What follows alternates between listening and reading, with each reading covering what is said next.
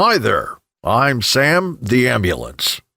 When someone is hurt or sick or can't get to the hospital on their own, they call on me. I'll bet you're wondering all about the world of ambulances. Stick around, I'll show you. The people who ride in ambulances and help you are known as EMTs, Emergency Medical Technicians. They're not doctors, but they are specially trained to treat all sorts of medical problems, from heart attacks to injuries from a car accident. You may hear the word trauma. That means an injury. The word ambulance comes from the French phrase hôpital ambulant, a horse-drawn hospital first used in Europe.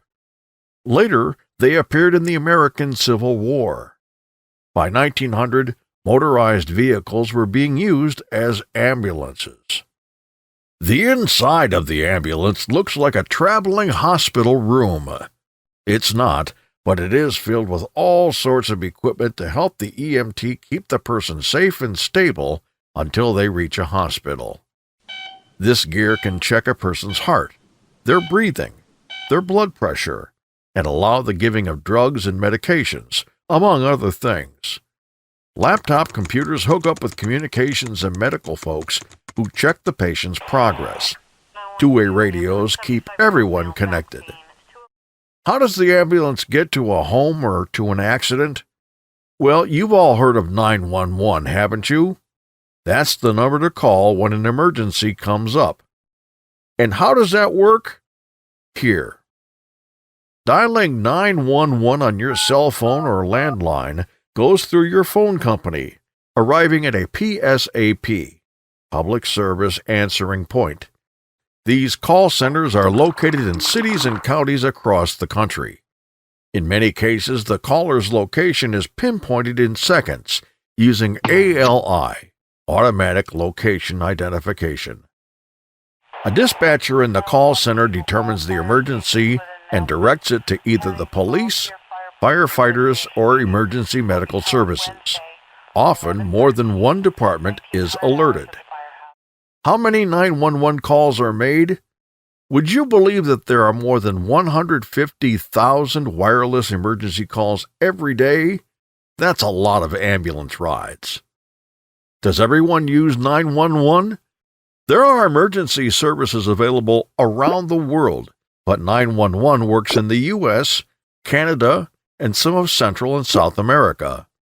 In most of Europe, it's 112. In Australia, it's 000. In England, it's 999. Most ambulances have two areas, the cab where the driver sits and the rear compartment where the patient and EMTs are found. The back of the ambulance is packed tight with equipment and people. There are two large doors on the back, allowing the patient on a cart to be easily placed in the ambulance. The vehicle has flashing lights, front and rear, along with horns or a siren, to quickly notify other drivers to move over and let the ambulance through.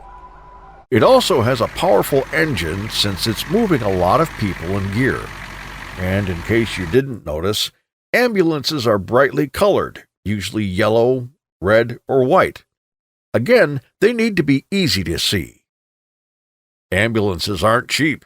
Whether it's a van or a full truck-sized vehicle, they can cost $125,000 to $150,000.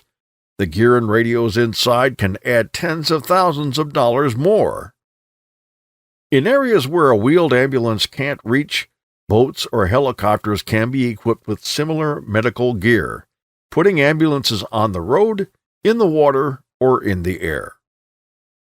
You might not know this, but most ambulances aren't free. Emergency services might come along with your town's police or fire departments, but an ambulance can also be a private service, kind of like a medical taxi.